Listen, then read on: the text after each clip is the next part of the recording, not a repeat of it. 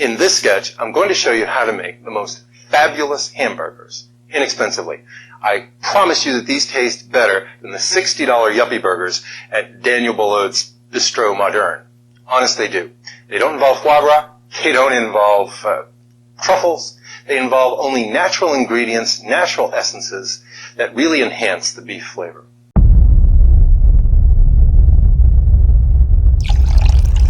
Oh my God. It's like a miracle.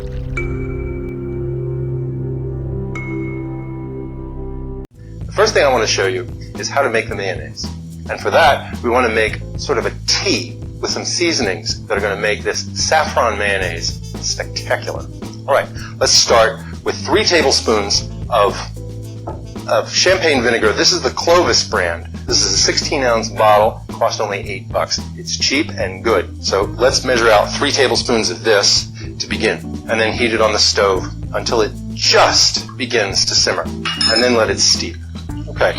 The next thing I want to add is a tablespoon of white wine. Another good ingredient would be dry vermouth. So a tablespoon of this. All right. That's done.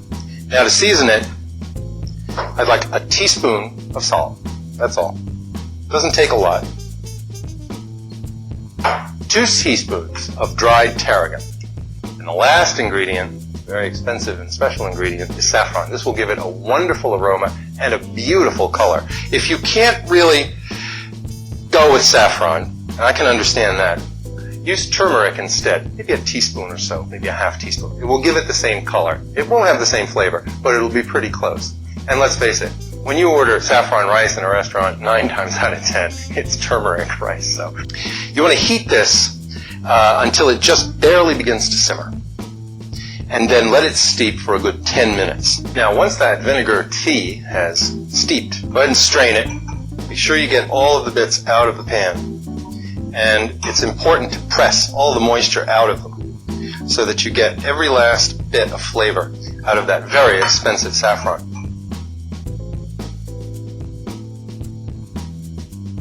Now, the remaining ingredients are very simple. You're going to use your vinegar tea, 2 egg yolks, and a tablespoonful of Dijon-style prepared mustard.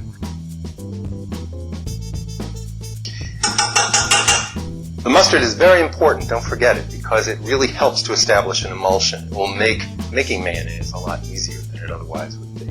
Now let's add about half of the vinegar tea and a splash of light flavorless oil. I happen to be using canola oil. And that's all you want to start with. Now you want to beat this at a very high speed for a good long time. In fact, just walk away from it and go do something else. You really can't overdo this step. Now you can see that this has become frothy and very light and creamy. And this means that the droplets of vinegar and the droplets of oil have become fine enough that we can emulsify the remaining oil without much difficulty. This is the point that you need to get to before you really begin adding the oil. And that will really cut down on the possibility that your mayonnaise is going to break while you're working on it. Now, once you've used up about half of the oil, you can add more of the vinegar tea in there. Put it in a little splash at a time. Give it a second to incorporate. Add another splash. Give it a second to incorporate. And then continue adding oil until you've used it up. And if the mayonnaise isn't quite as firm as you'd like, add more oil and continue beating. All right, this mayonnaise is done. As you can see, it has a nice firm texture. It's not falling off the spoon. Let's see how it tastes.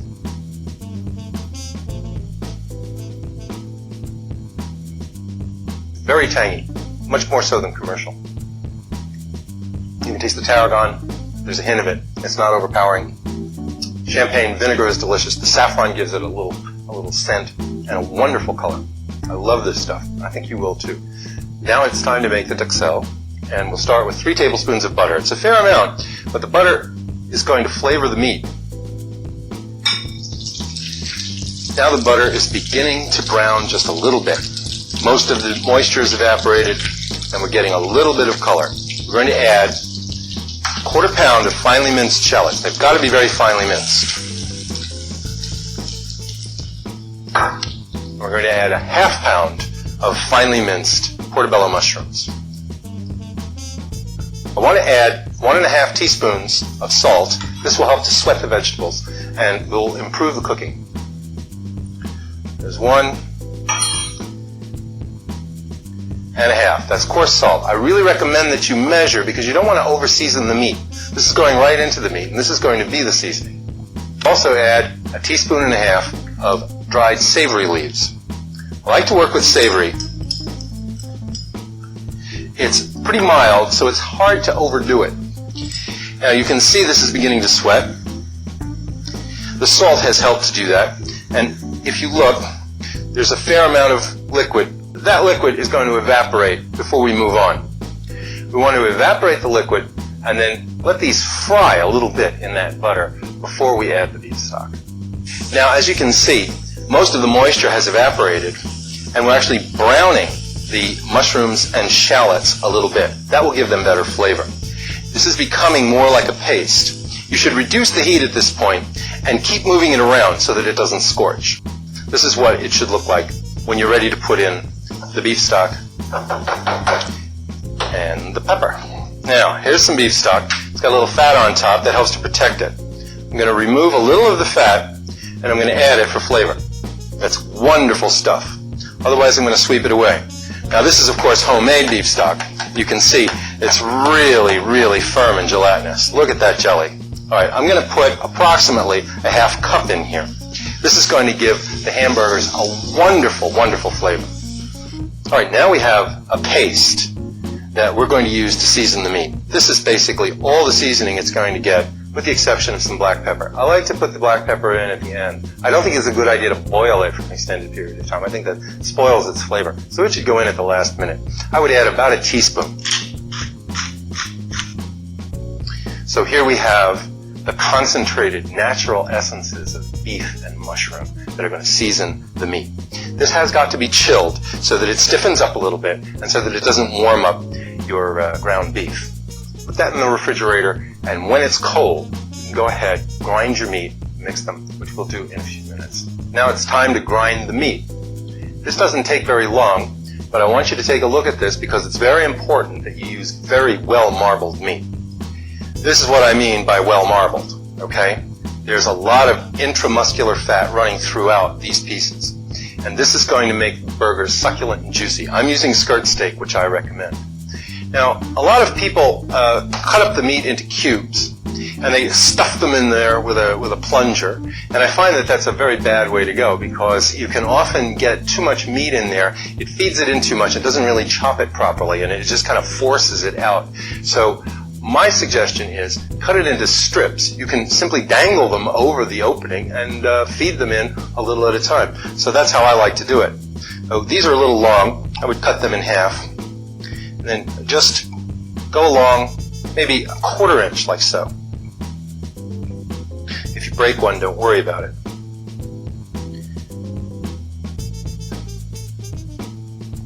Now you can see how easy it is to feed these into the grinder.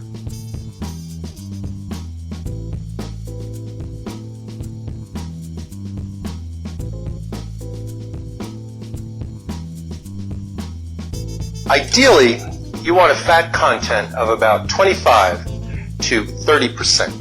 Any less than that, and the burger is going to be dry and crumbly. If you haven't got fatty enough or well enough marbled meat to work with, you can always chop up some rendered beef fat that you, I hope, have saved from making brown stock, and drop that in there and mix that through, and that will give you you've got to get a good fat content. You can see by the color of this meat that we've got a pretty good amount of fat in there. That doesn't really need any more. I would say that that's about 25%. Now it's time to season the meat with the duxelle. Use a fork and try to work these two ingredients together without smashing up the meat too much. Take your time, be gentle with it, and just fold it and flick it around, and if you're patient, you'll find that it will be worked in pretty well. I recommend that you use a 1/2 cup dry measure and round the meat on top. That should give you a burger about 6 ounces. Okay, so that's not enough. A little bit on top. Again, try not to overwork the meat. You do have to roll it up into a ball like this, and then very gently press it into a patty shape about 1 inch thick. If it's 6 ounces and 1 inch thick, that will give you a shape that will cook nicely, get a crust, but not be overcooked at the same time. Don't get too fussy. I don't like them too even, you know, because then they look like those factory-made hamburgers. They should look natural. They should look like hamburgers. Now, as you can see, the milk solids are just starting to color, and that's going to help us create a crust. So I'm going to put this burger in there. Now, these are very lightly held together, so you've got to handle them very gently. Otherwise, they'll break up. And just press it lightly like this, just to make sure that it makes contact with the pan. Don't smash it, don't compress it or compact it. You want it to be tender and loose. That's the way I like it anyway. Just let it sit, cook it about 3.5 to 4 minutes on one side, 3.5 to 4 minutes on the other, and you should have a nice, rare hamburger. Now this burger is about ready to flip. Again, very gently, support it with your fingers on top, and flip it away from yourself. As you can see, that butter has given us a nice color on top. Even though, as I said, we're cooking this at a fairly low temperature and a fairly short period of time. You can also see that it wants to come apart. It's very, very tender. It's going to be juicy and delicious. All right, now we have a roll. This has been buttered and toasted. I would put some mayonnaise on the inside. Make sure that it's cool when you do that. Otherwise, the mayonnaise will melt and it won't look very nice.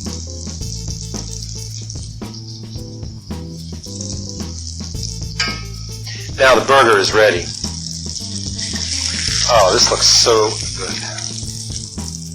Let's put that on the roll.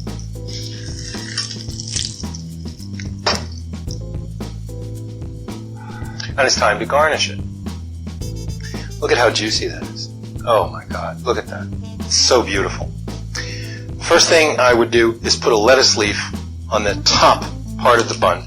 I would recommend that you use iceberg lettuce, and if you can't get iceberg, you can use romaine. Romaine isn't quite a good shape for this.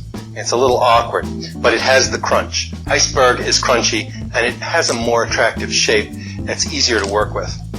Go ahead and use the romaine if you need to. Next thing you've got to have, of course, is a slice of tomato. That'll bring some juice to it, and just cut about a 1/4 inch slice, not too thick. Easy with that. And put that on top of the lettuce leaf. Now, tomato has got to have a little salt. I know that the meat is seasoned and the mayonnaise is seasoned, but the tomato itself really requires a pinch of salt. But go easy because we've already seasoned everything else. So a really light sprinkling, just like that, is all you need. Finally, a little bit of the saffron mayonnaise. Just a little dollop in the middle there. Maybe a little bit more. And that looks good to me. Finally, something green. Looks great with that mayonnaise. So some parsley and some parsley on the tomato for a little color contrast. And you're set. Normally I wouldn't cut a hamburger in half in order to eat it. I would just go for it. But let's look inside.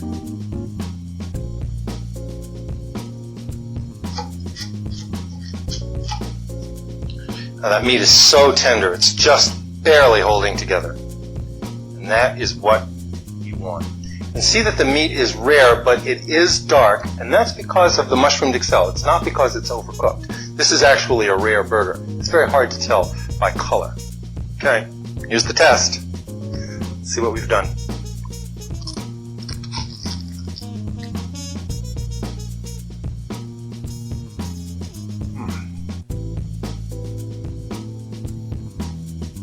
That is so wonderful. It's all based on natural flavors. We've got the beef stock, the mushrooms. This gives it a wonderful beefy flavor. We've added a little bit of extra beef fat that we rendered out. You can just barely pick up that herb, that herbal note from from the tarragon in the mayonnaise and that little bit of savory in the meat. Tomato, lettuce, mayonnaise. This is all you need. Take one more bite.